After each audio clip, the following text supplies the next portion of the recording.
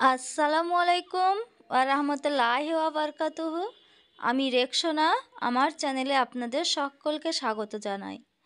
আজকে আমি খুব সহজে একটা আলুর তৈরি করা রেসিপি নিয়ে এসেছি। এটা তৈরি করা খুবই সহজ, যে কেউ তৈরি করতে পারে।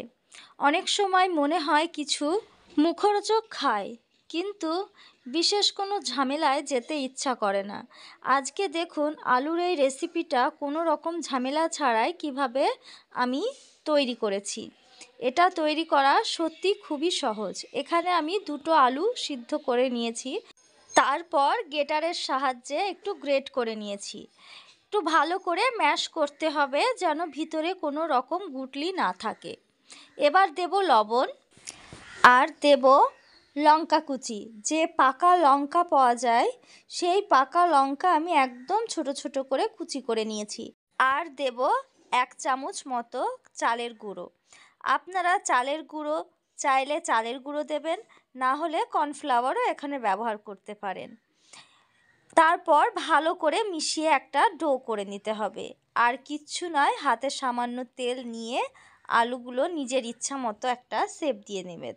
শেপটা যে যার ইচ্ছা মতোই দিতে পারে। আমি এখানে লম্বাটে একটা শেপ দিয়েছি। আর ডলে ডলে গাটাকে একদম মসৃণ করে নিতে হবে, যেন কোনো রকম গায়ে দাগ না থাকে। দাগ থাকলে হবে না, তেল ঢুকে যাবে ভিতরে। গায়ের ওপরটা একদম হাত দিয়ে ডলে ডলে মসৃণ করে নিতে হবে। দেখুন আমি আরেকটা দেখিয়ে দিচ্ছি, ঠিক এইভাবেই ঝটপট তৈরি করে নিতে হবে। এবার কড়াইতে তেল গরম করে নিয়ে ভাজার পালা।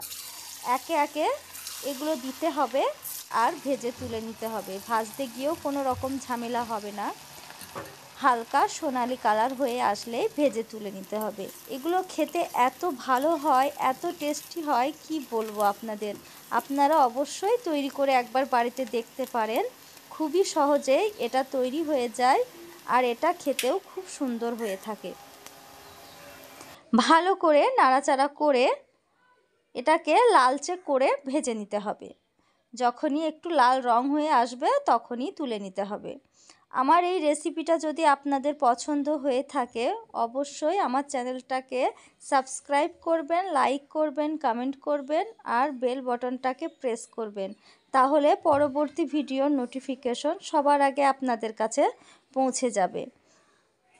দেখুন আমার এগুলো ভাজা হয়ে গেছে, এবার তুলে নেব। দেখতে কতটা সুন্দর হয়েছে আর খেতে ভীষণ ইয়ামি। বাচ্চাদের টিফিনেও এগুলো তৈরি করে দিতে পারেন। বাচ্চারা খুব মজা করে খাবে, আবার আপনার কাছে বলবে যে এটা আবার তৈরি করে দেওয়ার জন্য। আমার এই আলুর চটপটি রেসিপিটা অবশ্যই বন্ধুদের সঙ্গে বেশি বেশি করে শেয়ার করবেন। আর আমার ভিডিওটা শেষ পর্যন্ত দেখার জন্য ধন্যবাদ।